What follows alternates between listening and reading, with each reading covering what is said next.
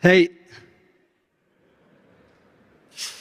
my girlfriend told me I shouldn't do this, but I feel like I got to give you guys a little bit of a warning before we get started. This is going to be a bit of a different talk than I usually give, a bit more personal, but just something that I feel like I really need to say. Recently, I would say more broadly in Bitcoin, but specifically for my career, I've spent a lot of time on Wall Street. I've co-founded a new company, it's called 21, and Wall Street and a lot of billionaires and big deals and big business or politicians and presidents and government. But that's not really who I am. I'm part of the youth. I'm not a 60-year-old billionaire. I'm not Jerome Powell, Jamie Dimon, Donald Trump, right? I mean, these older guys that I watch make decisions, and I find it hard to relate to them. And I think that there's a story for my generation and those that are younger than me that isn't necessarily told. And I think that there's a way I want the world to view Bitcoin that isn't necessarily about compound annual growth rate or billions of dollars or getting rich. So I'll start out. Hey everyone, welcome. This is another segment, another video in my series for my Skool community to help educate on Bitcoin, fiat system, fiat debasement, and why Bitcoin is the solution for everyone, especially seeing how hard it is every single day out there. This talk from Jack Mallers, honestly, is an amazing keynote. I was blown away by the stuff he shared and what he put in here. Well, I'm not going to share the whole thing. It's 45 minutes long. The link will be below to see the entire thing. I will show you the highlights. But this is very powerful, and this should get you to understand about Bitcoin. Links below also to join the free Skool community. We'd love to have you. Let's get a big community. Let's get a big group of people who all care about Bitcoin or want to learn about Bitcoin or curious or want to ask something in a safe place. And let's just all talk there. There's many other things to follow in other parts of the Skool community as it's built out going forward. Right now, just join. It's free. Just get in there. Give this a like. Please subscribe. Let's just talk. Let's share things. We have to help each other out because fiat is getting worse and worse by the day. So without further ado, let us continue. All of my friends are in debt, bad debt, trap debt. When we're 18, oh, you want to go learn how to be a teacher? You want to go learn how to be a businessman? You want to go learn how to be an artist? Take on $250,000 of debt to go to Harvard. You want to drive a car? Debt. You want to operate your daily expenses? Debt. You want to own a home? Debt. And so it's weird. My generation, technology, opportunity, we're part of the West, UK, Europe, America. But it just feels like there's something really wrong. And I know that my generation feels it. And sometimes when we go and we watch TV and we watch people like Jamie Dimon, it's beyond the point of, making fun of the suits and stuff and wearing a hoodie. It's painful. This headline, why millennials are facing the scariest financial future of any generation since the Great Depression. Since the Great Depression. But think about that. I think if you were to go around and ask kids my age, and I'm looking into the crowd, I see a lot of parents out there. Would you say that your kids think the economy's booming? Are they healthy? Are they happy? Seriously. I know they're not. I think, how do we get here? How do we get to a society and an economy where 10-year-olds have an iPhone, they have access to AI, but they're also taking pills, and they're also depressed, and their food is poison. And then today, we're living in what I call the Mag $7, which is, this is the Wall Street Journal. It's the Magnificent Sevens market. The other stocks are just living in it. Because as a youthful person, they say, the economy's booming. You're so lucky to have the stock market. Is it though?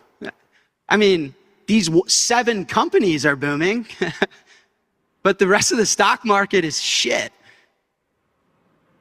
they're like, we're about freedom and prosperity. Are you though? Because this is growth of the US sanctioning countries. So we're going to print these pieces of paper, force you to use it with violence, and then weaponize your access to it. They're like, well, all the bad things, it's the blues' fault, it's the reds' fault, it's the left's fault, it's the right fault, it's Trump's fault, it's Biden's fault. Is it though? Looks like everyone's doing it. They're like, well, it's all contextual. Yeah.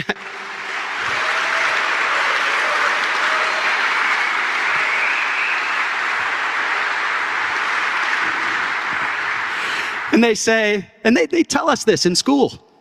And they say, well, you got to add context, you know. These numbers make a lot more sense when you realize the size of the economy. Really though? Because percentage of GDP, we have more debt than we did at World War II. But I just went to school. We're not in war. Well, we always are somehow, but not in a world war. And they say, but your jobs and your growth and your income is exploding. Is it though? It is on Wall Street, but not for my friends. It's not. And so, chapter 3 is the dilemma we chose. What I don't think people know is we, as in the West and America, we chose this. It's honestly very simple. Think about it. If the whole world needs dollars, and that's the system we designed, we just went through the history, how do they get the dollars? Our job as a country is to just print them and hand them out. So we print and hand out dollars to the rest of the world, and in turn, we get oil, we get energy, we get food, we get iPhones, we get beds, we get everything that we consume. So we don't actually do any proof of work. We don't export anything real. We just print paper and we give it out to the rest of the world, and in return, we get real stuff. Who wins from that system? The world and the elite win, and who loses from that system? You have to understand, there's a cost to everything. There is no free lunch.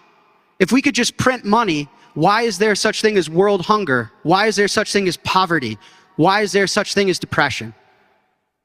Who's burdening the cost? What about families? How have families performed since 1971? This is child per woman. We're in a population crisis.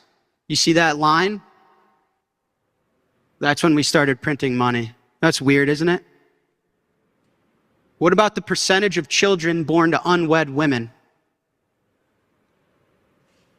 It's not race specific. This is a global problem. What about the median age people are getting married, creating family, creating bond, growing the world? That's weird, isn't it? What about divorce? Does anyone know what the divorce rate is today as I talk to you? 50%. How many kids out there on YouTube watching this have lived through a painful divorce? I have. You remember that picture I showed you guys of my family? That was my stepmom. I have.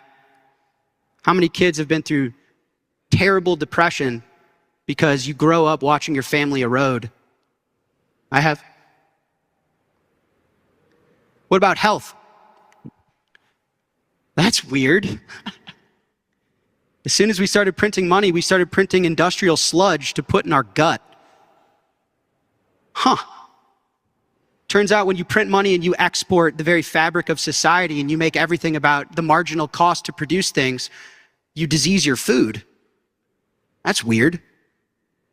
Since 1971, we're eating less beef, eggs, and milk, and we're eating more corn, cooking oils, and rice. That's weird, right? What about obesity? Do you guys know that in the United States, there's a such thing as an obese 2-year-old? What happened in 1971? That's weird. What about the cost it takes to keep us alive? Do you know that the life expectancy in Japan is about 10 to 15 years longer than that of the West? Look at the growth in health expenditures and healthcare versus the growth of the population. We're all sick. We all have metabolic disease. Cancer is growing faster than it ever has before. It seemed to start in 1971. That's weird. What about the housing crisis? That's weird. Housing's getting a lot more expensive, but we're not getting paid anymore. What? That's not what Trump told me. That's weird. This is housing in New York and Boston, and this is how much those people are getting paid. This is how long it took to save for a house before we started printing money. Now it takes a decade. What about inequality? I mean, I don't even know what to say anymore. This is hourly compensation versus net productivity. That's weird. This is the 95th percentile's growth in wealth versus the rest of us. All in 1971. That's weird. The share of young people my age living in their parents' basement is higher today than it was in the Great Depression. I'm going to say that again. There are more people 18 to 29 living in their parents' house because they're depressed and they're jobless and they're in debt than there was during the Great Depression. That's weird.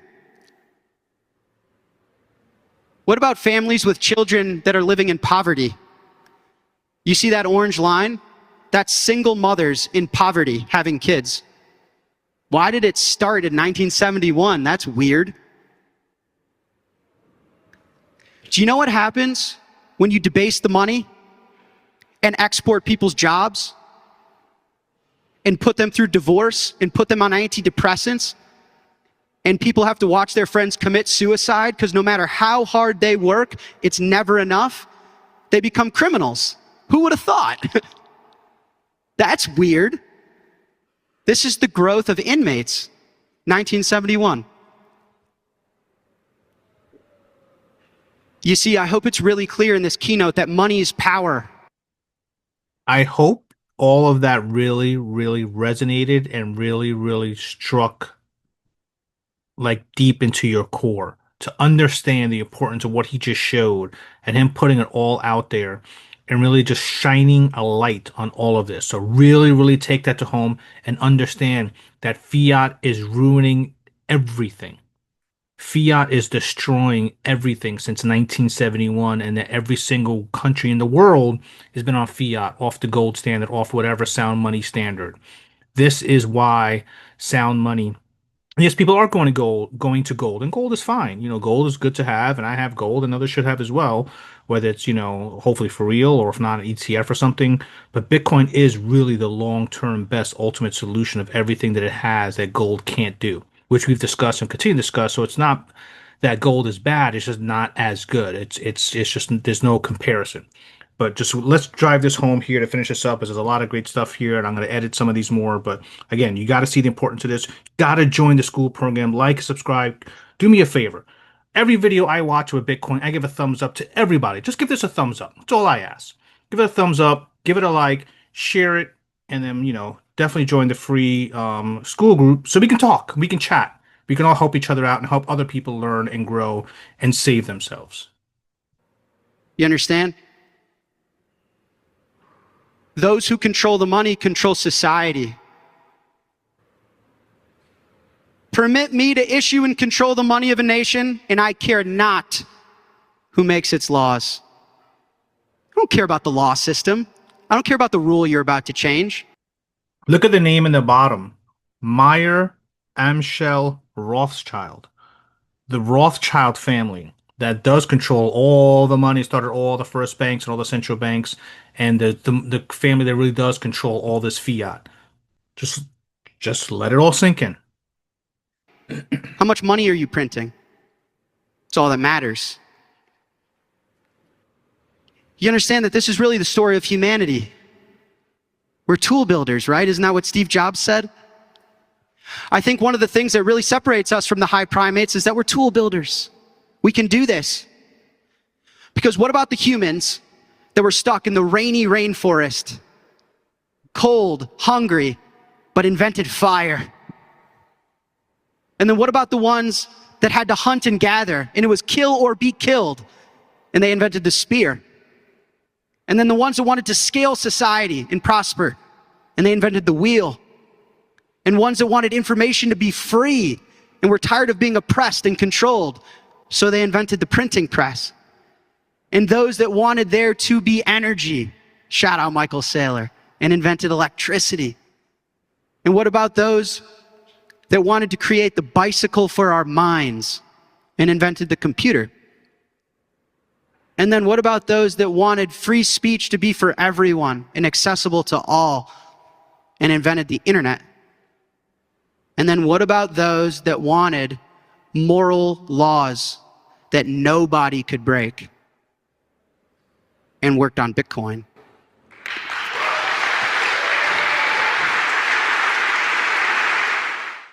Now the question is, how can we get away with this? And this is another thing I want the youth out there, those of you on YouTube, to really understand.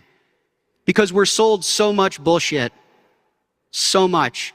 And so a guy like me sitting up here in a hoodie sounds crazy. But I need you guys to know that Bitcoin finds its strength in its numbers. You understand? Both in cryptography, which I'll explain in a second, but also in the fact that we all believe in it. And everyone in this room and everyone around the world that's willing to defend it. This was a tweet of mine from 5 years ago. Someone said, "I'm bullish on Bitcoin, but I'm bearish on Bitcoiners." And I said, Bitcoin without Bitcoiners is simply unused software. Bitcoiners are Bitcoin. The nodes that enforce the consensus rules are operated and defended by humans. If you're bullish Bitcoin, then you're bullish Bitcoiners. Do you understand? Before Bitcoin's an asset, it's a philosophy. Before Bitcoin's a network, it's a movement. Bitcoin is more powerful than war. It's more powerful than government because of math. Sometimes it's really hard to conceptualize numbers. We hear about things like, oh, that guy's a millionaire. Oh, that guy's a billionaire. Oh, the US government has trillions of dollars of debt. Do you guys know how big those numbers are? How big is 1,000,000 seconds? 1,000,000 seconds was about a week and a half ago. Reasonable. 1,000,000,000 seconds was 32 years ago. You see how big that number just got? The difference between 1,000,000 and 1,000,000,000? How long ago do you guys think 1,000,000,000,000 seconds was? We were under ice. We don't need violence. My message to the youth, you guys, we don't need to protest and go to war. We don't need permission.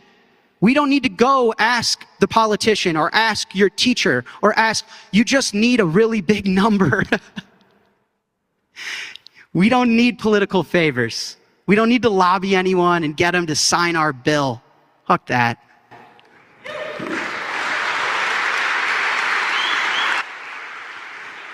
The real reason I wear the hoodie is because I'm not a boomer billionaire dude. And there's nothing wrong with, boomer billionaire dudes. But that's not me and that's not my generation. And I want to just come out here and be really vulnerable and relatable. And I'm going to wear the hoodie because there are kids out there that see the guy in the hoodie and they think like that could be me, And there's some hope out there because there are a lot of people out there that are in a lot of struggle and were born with the odds. The odds couldn't be more against them. Like since the Great Depression levels of couldn't be more against them. And so my message to the youth is like, listen guys, after you wipe your last tear, what do you guys want to do here? Since becoming a CEO, the most powerful message I've learned is personal responsibility is how we restore harmony to society. When I became a CEO and people were reliant on me to pay rent and feed their kids, that's when you truly learn, like the buck stops here. And I assume for all the parents out there, that's what happens when you birth your kid. You realize that level of personal responsibility. And so We weren't born into this, we didn't choose this, but we do get to choose what's next. And the buck has to stop somewhere. And so if you don't like Bitcoin, or you think it's lame, or you don't want to be part of the thing Wall Street is, I hear you. I just want, I don't hear this message enough. I don't hear anyone protecting the youth, getting their message out there, preaching Bitcoin as something that isn't just going to outperform like the Mag 7, but it's going to be something that gives us a chance. And it's really unique in that, every single person we orange pill, and every single time one of you does something for yourself with Bitcoin, it benefits the rest of us. Our way out of this is directly correlated to how much of it we do together. So choose ethical money and choose freedom. Thank you, guys. There is not much more to say. Like, subscribe. Definitely link below to Jack's channel. Every single Monday he does a mailbag, Jack Mallers show. Definitely join that. Subscribe to his channel. Like this. Join our free Skool community below so we can all join, understand, and follow this movement and help it ourselves. Wish you all the best. Thank you for watching. And as always, to your success, thank you.